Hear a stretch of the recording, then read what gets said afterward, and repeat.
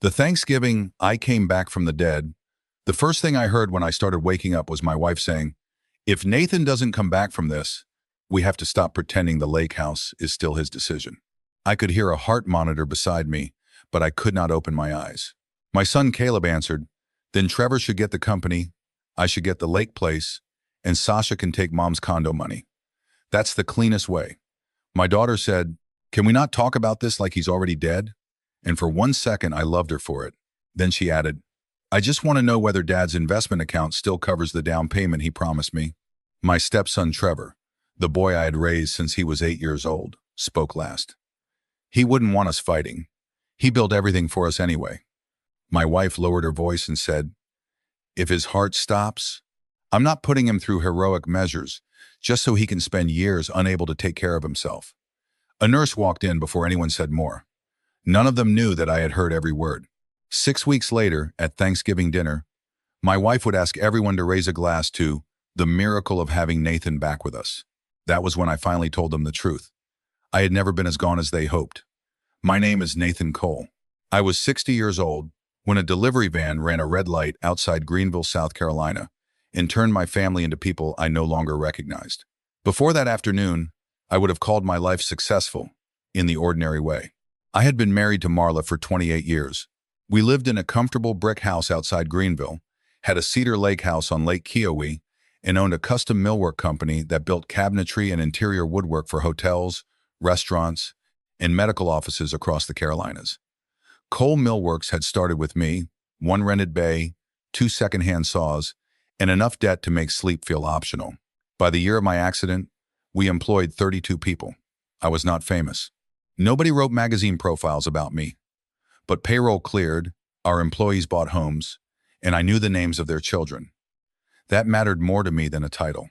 Marla had been 26 when I met her, already raising an 8-year-old son named Trevor from a relationship that had ended before Trevor could remember much of his biological father. I fell in love with both of them. I coached Trevor's baseball team, sat through school conferences, taught him to drive, paid his college tuition, and put him to work sweeping the shop floor at 16. We never completed a formal adoption because his biological father remained loosely in the picture and Marla did not want the fight. I never thought paperwork mattered. Trevor called me Dad when he was scared, Nathan when he was angry, and Pop when he wanted something. I thought that was family. Marla and I later had Caleb and Sasha. Caleb was 30 at the time of the accident, handsome, social, and endlessly confident that tomorrow would be more profitable than today. Sasha was 27, bright and funny, working in interior merchandising in Charlotte, and always one expensive decision away from asking me for temporary help. Trevor, at 36, had become operations manager at Cole Millworks. Of the three, he was the one I trusted most professionally. That detail would hurt later. The trouble in my family did not begin with greed. It began with usefulness. I was useful, and I liked being useful. When Trevor needed tuition money after changing majors, I paid it. When Caleb tried a commission-only sales job and ran short on rent, I covered 3 months. When Sasha's first serious boyfriend left and she could not afford her apartment alone, I helped her finish the lease. Marla's mother needed dental work. We helped. Marla wanted to remodel the kitchen. I said yes. Somewhere along the way, my ability to solve a problem stopped being considered generosity and became the family's weather forecast. Nathan will handle it. Nathan always figures it out. Nathan has the money. I wore that role like a badge because providing felt like love. Marla encouraged it in subtle ways. "You know how much safer everyone feels because of you," she would say before asking whether we could help Caleb again. "Sasha is so proud of what you built," she would say before explaining why Sasha needed $10,000 toward a condo. The requests were rarely outrageous individually. Together, they taught everyone around me that my future had already been divided into their needs. The lake house was the clearest example. I bought it after my father died. He had spent his last summer talking about all the trips he had postponed because work always seemed more urgent. I did not want to make the same mistake. The place was simple. 3 bedrooms, weathered dock, stone fireplace, pine trees leaning toward the water. Marla and I spent weekends there when the kids were teenagers. Trevor brought girlfriends. Caleb learned to wakeboard. Sasha slept on the screen porch because she liked thunderstorms. It was where I felt most like a father rather than a provider. Then the kids grew up, and the cabin became something else in their minds.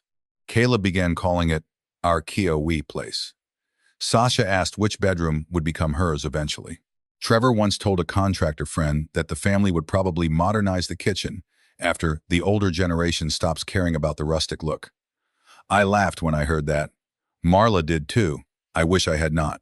One Thanksgiving, 2 years before the crash, Caleb's girlfriend asked where Marla and I planned to retire. Before I answered, Caleb said, "Probably the lake. Then I can finally use the Greenville house without asking." Everyone laughed except me.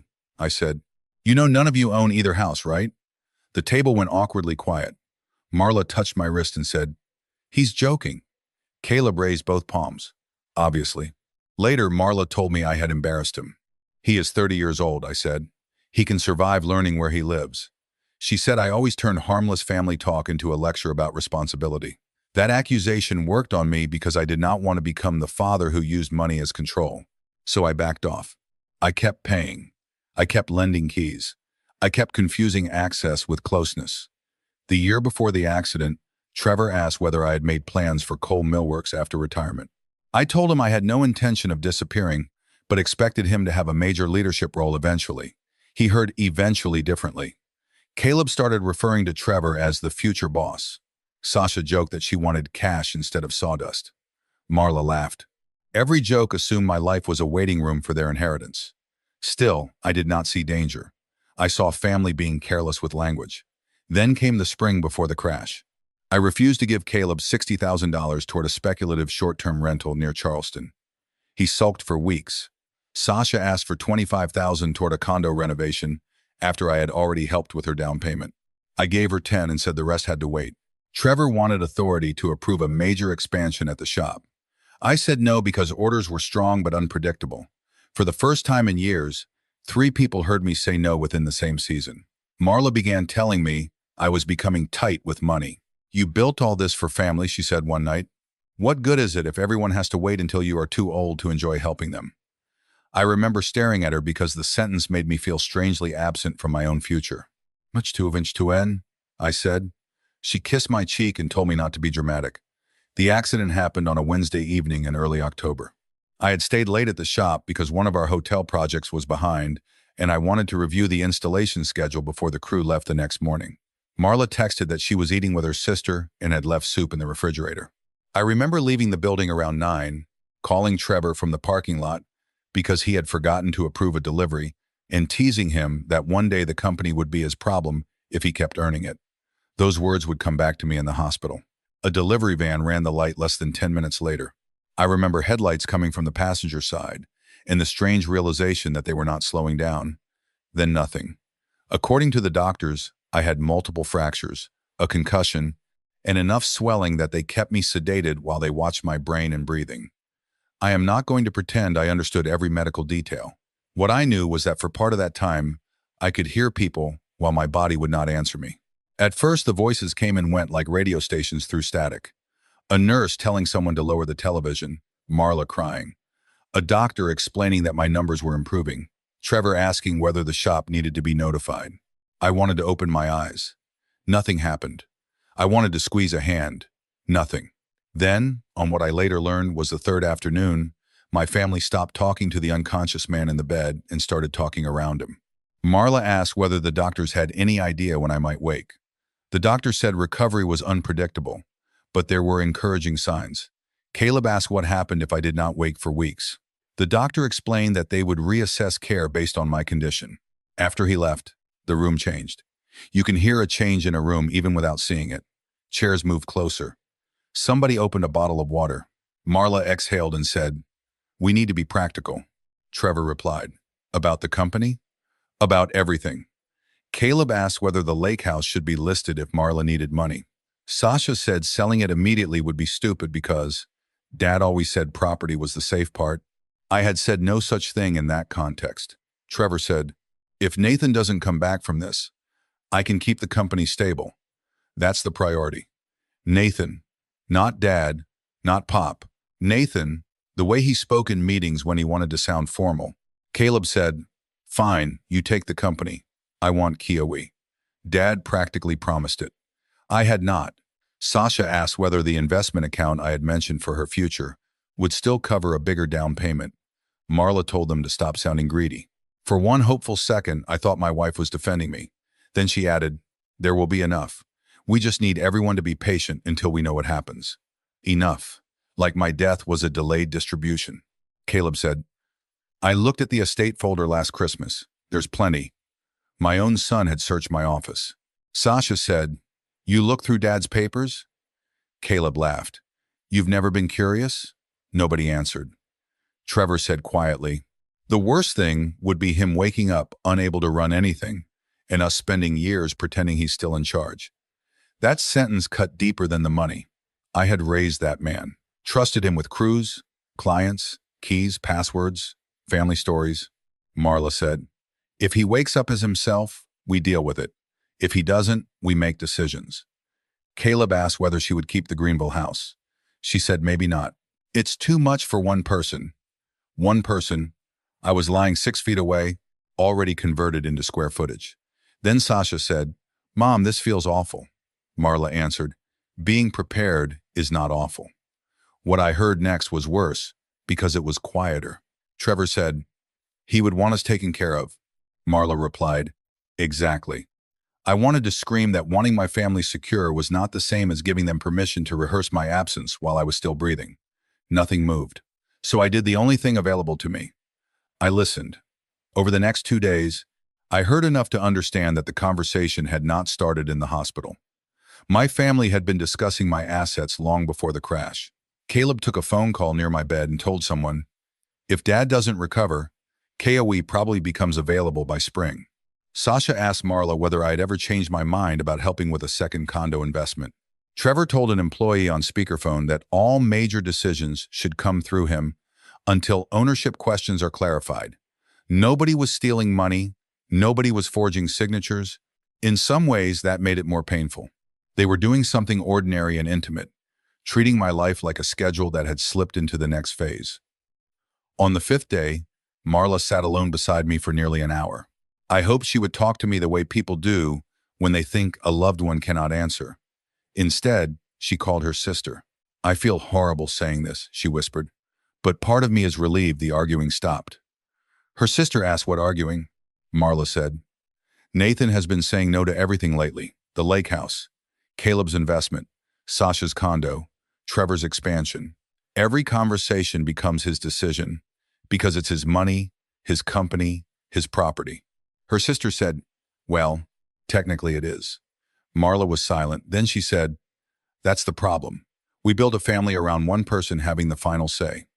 I lay there stunned. For 28 years, I believed working, saving, and taking responsibility protected the people I loved. My wife had come to experience my ownership of things I had earned as a structural injustice. Her sister asked whether she loved me. Marla answered immediately, "Of course I do." Then after a pause, "But I am tired of waiting for him to loosen his grip." That sentence did what the crash had not. It broke something cleanly. I understood then that my family did not necessarily want me dead. That would have been simpler. They wanted the version of me who provided without deciding. The unconscious version was convenient because he could no longer say no. I opened my eyes the following morning. A nurse noticed first. She called my name, asked me to follow her finger, squeezed my hand. Light felt like knives. My throat hurt. My body felt borrowed. But I was awake. Marla arrived 20 minutes later. She cried when she saw me. Real tears. I want to be fair about that. She pressed her forehead to mine and said, "Oh my God, Nathan, you came back." I whispered, "Looks like it." Caleb rushed in later with coffee. He knew I did not drink. Sasha brought a blanket. Trevor stood at the foot of the bed and said, "You scared us, Pop." Pop, the name had returned. I looked at all of them and made the first deliberate decision of my new life. I told nobody what I had heard. I smiled. I thanked them. I acted weak because I was weak, and confused because pretending to be confused gave me space. When Caleb said, "Don't worry about anything," I said, "I won't." When Trevor told me the company was running smoothly under him, I said, "I knew I could trust you." When Marla tucked the blanket around my feet and told me the family had been beside me every day, I squeezed her hand. Every word out of my mouth felt false. but the silence was not revenge. I needed time to decide whether what I had heard was fear-talking or character. I went home 9 days after the accident with a cane, cracked ribs, headaches, and a family suddenly performing devotion with professional precision. Marla made soup. Caleb stocked my refrigerator.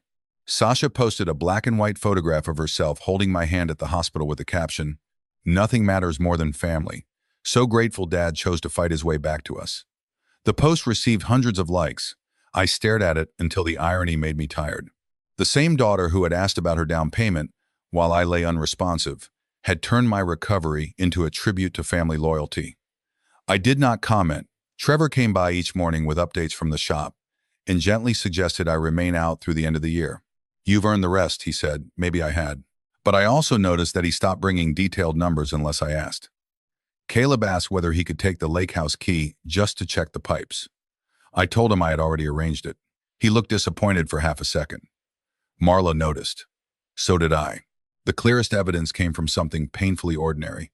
An old family iPad Marla had forgotten was still signed into our group messages. I was sitting in the den one afternoon trying to remember the password for a streaming service when notifications began appearing. The group was called Next Steps. I had never been included. The first message was from 3 months before the accident. Caleb had posted a photograph of the lake house with the caption, "If Dad ever stops treating this place like sacred ground, this solves my housing problem." Marla replied, "Be patient, he will come around." Sasha added, "Can he come around to my condo first?" Trevor wrote, "Everyone needs to stop asking him separately. It makes him dig in." Marla answered, "Exactly. Thanksgiving may be a better time to present everything as one family plan." One family plan. I scrolled slowly. There were discussions about my retirement timeline, which office Trevor would take, whether Caleb and his girlfriend could move into the lake house for a year, whether Sasha should receive money instead of property because she'll never want the business, and whether Marla should encourage me to sell the Greenville house eventually because maintaining both homes was irrational. Nobody had asked what I wanted. My future had become a group project with the owner removed from the chat. Then I reached the messages sent while I was hospitalized. "Caleb, doctor still says no timeline. If this drags on, can we at least start sorting the cabin?"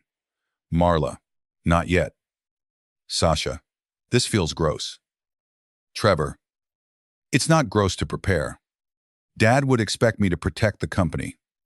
Then, on the day before I woke, Marla wrote, "If Nathan comes back fully himself, we need to be careful. He cannot know we were planning all this while he was unconscious. He'll take it as betrayal instead of practicality." I read that sentence 3 times. She knew exactly how it would feel. That ended the debate in my mind. I took photographs of the messages, not because I wanted a courtroom, but because families like mine had a way of turning memory into argument. I needed something solid for myself. Then I did something my old self would have called harsh. I stopped answering future requests before they were made. I told our accountant that no personal family expenses were to be paid from company accounts without my direct approval. I took back the spare lake house keys under the excuse of changing the locks after storm damage. I told Trevor I was returning to the office 2 mornings a week, starting in November, and that no succession decisions would be discussed until I chose to discuss them. I ended the monthly $2,000 temporary support I had been sending Caleb since his girlfriend lost her job.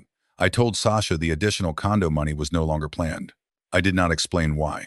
The reactions told me how thoroughly generosity had become entitlement. Caleb called within an hour. "Did I do something?"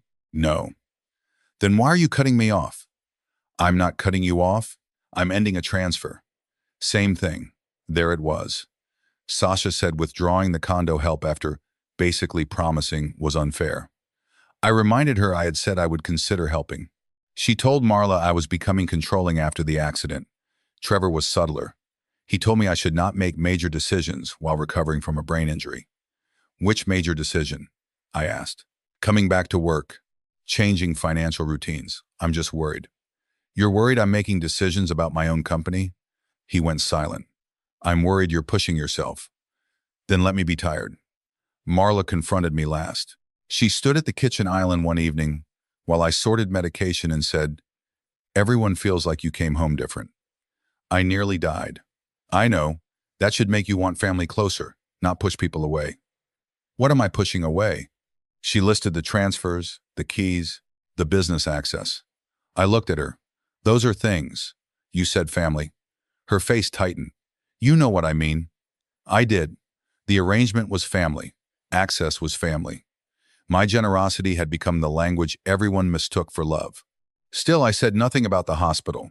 I wanted Thanksgiving because the messages had shown me that Thanksgiving was when they had planned to present the original family plan. I wanted to see whether nearly losing me changed anything. Marla insisted we host because my recovery was something to celebrate.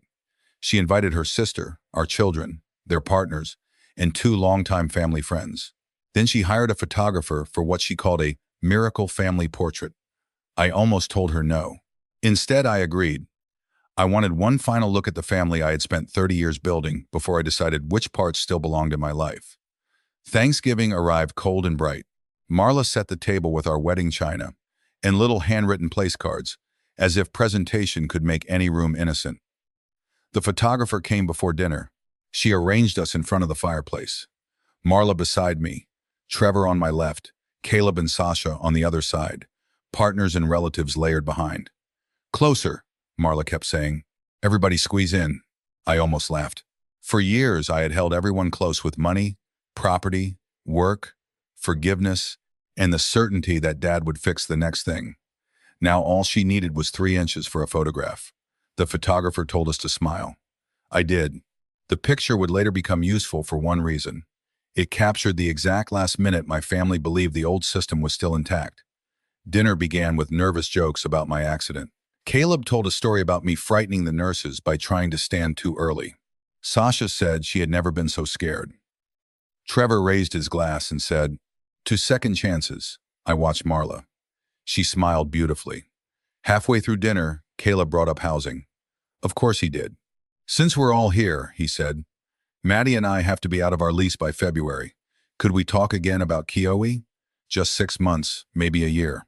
Marla looked at me carefully. Sasha said, "If we're doing money conversations, I also need to know whether I should plan around the condo help or not." Trevor frowned at them like the responsible one. "Maybe this isn't the night." Then he looked at me. "But I do think we should clarify the shop transition before the new year. Employees are asking who makes decisions if your recovery takes longer." There it was. The family plan, returning in softer language. Nearly dying had not changed the assumption. It had only taught them to phrase it more politely. I put down my fork. Interesting. Caleb asked what was interesting. The order. What order? Lake house. Money. Company. Same order as the hospital. Nobody moved. Marla's face changed first. Trevor went still. Sasha whispered, "Dad?" I looked around the table. "I heard you." Caleb frowned. "Heard what?" "Everything." Silence landed so hard, even the children in the next room seemed far away. "I heard the doctor leave. I heard your mother say we needed to be practical. I heard you claim Kiowe. I heard Sasha ask about her down payment. I heard Trevor say the worst outcome would be me waking up, unable to run anything while everyone pretended I was still in charge." Trevor's face drained. Marla said, "Nathan, you were unconscious. Apparently not enough." Caleb looked at his mother. Sasha covered her mouth. I continued because if I stopped, 30 years of habit might make me protect them from the discomfort. "I heard you talk about selling the house. I heard you talk about the company. I heard you say I would want all of you taken care of. What I never heard was anybody say, 'I hope Dad wakes up because I want him here.'" Sasha began crying. "I did want you here. I believe you, but that wasn't the sentence you chose when you thought I couldn't answer." Marla whispered, "We were terrified." I pulled the old iPad from the sideboard and placed it beside my plate. "Were you terrified 3 months before the accident too?" Trevor closed his eyes. Caleb muttered something under his breath. Marla stared at the screen. "You went through my messages?" "The family plan appeared on a device in my house. That was private." I almost smiled. "So was my estate folder." Caleb looked down. "So was my retirement. So was the future you were dividing." Marla said the chat had been brainstorming. "About my life without me." Trevor finally spoke. "Pop, I swear I wasn't wishing you dead." "I know, that's almost worse." He looked hurt. "What does that mean?" "You didn't need to hate me to replace me. You just needed me inconvenient enough." Nobody had an answer. Caleb said, "We thought you built everything for us." "I built a life with you. That is different from building a warehouse of things you could collect later." Sasha wiped her cheeks. "Dad, I'm sorry." "Thank you." Marla's voice sharpened. "So what is this? A punishment dinner? Did you bring everyone here to humiliate us?" "No. You brought everyone here for a miracle photograph." I'm telling the truth before the caption gets written. Our family friend Alan stared at his plate. Marla's sister looked close to tears. I turned back to my children. Here is what changes. Nobody is being thrown into the street. Nobody loses a job tonight. Nobody is being publicly destroyed. But the assumptions are over. Caleb, there will be no monthly support, and you will not move into the lake house. Sasha, I am not funding another property. Trevor, you remain operations manager because you are good at your job, but you do not inherit leadership simply because you have been waiting for me to leave the chair. If you want to lead, you earn the trust again. Trevor nodded slowly, tears in his eyes. Then I looked at Marla. This was the hardest part. And you and I are separating. She stared at me. Nathan, you told your sister you were tired of waiting for me to loosen my grip. I heard that too. I was angry. You were honest. She started crying. 28 years and you're ending it because I talked about practical things while I thought you might die? No. I'm ending it because you had been planning my surrender while I was healthy, and my coma simply removed the last obstacle. She said I was making her sound monstrous. I don't think you're a monster. I think you love me and still learn to treat my existence as the inconvenient part of what I provided. That silenced her. I stood. My ribs still hurt if I moved too quickly. I'm going to the lake house tonight. I've packed enough for a while. This house is still your home while we figure out what comes next. I'm not leaving to punish you. I'm leaving because I need to know what my life feels like when nobody is waiting for me to finance the next version of theirs. Caleb said, Dad, don't do this. I looked at him. I already spent a week unable to move while all of you practice life without me. I'm asking for the chance to practice life with myself. The months after Thanksgiving were quieter than the dinner and harder than the confrontation. Marla told relatives I had changed after the accident. She was right, though not in the way she meant. I stopped treating guilt as evidence that I was wrong. Caleb got angry, then got practical. He and Maddie rented a smaller apartment and, for the first time in years, sent me photographs of furniture they bought without asking whether I could help. Sasha sold a designer handbag to cover part of her renovation and later admitted that sentence embarrassed her more than losing my money. I kept calling myself independent while budgeting around you, she said. Trevor took the longest route back. For 6 months, our relationship was strictly professional. He arrived prepared, stopped speaking as if succession were inevitable, and one afternoon closed my office door and said, I think I was always scared that because I wasn't legally your son, I had to secure my place before something happened to you. I told him the place had already been his. You were my son before you had a title. You made the title more important because you didn't trust the love, he cried. So did I. We did not fix 30 years in one conversation, but it was the first honest one. Marla and I did not reconcile. She eventually apologized without defending herself, and I accepted the apology without reopening the marriage. That distinction became important to me. Forgiveness is not a lease renewal. You can stop carrying anger without giving someone the same access they had before. I kept the lake house. I also kept working, but less. I promoted 2 longtime employees into leadership alongside Trevor, so the company no longer revolved around family hierarchy. The biggest change was embarrassingly simple. I started spending my own money on my own life without narrating the decision to anyone. I traveled. I replaced my father's old dock instead of saving the money for someone else's future house. I bought a ridiculous fishing boat I did not need and loved it anyway.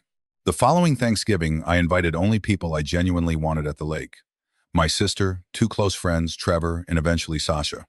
Caleb was not ready, and that was okay. No photographer came. Nobody made a speech about miracles. We took one blurry phone picture after dinner because Trevor insisted the sunset looked good. I am in the center, laughing with my eyes half closed. For most of my life, I thought being a good husband and father meant becoming infrastructure. Steady, available, invisible, useful. The accident taught me infrastructure is often appreciated most when people imagine what they can build on top of it. A person deserves more. I was not wrong to provide. I was wrong to believe providing was the same thing as being valued. The people I loved did not become villains overnight.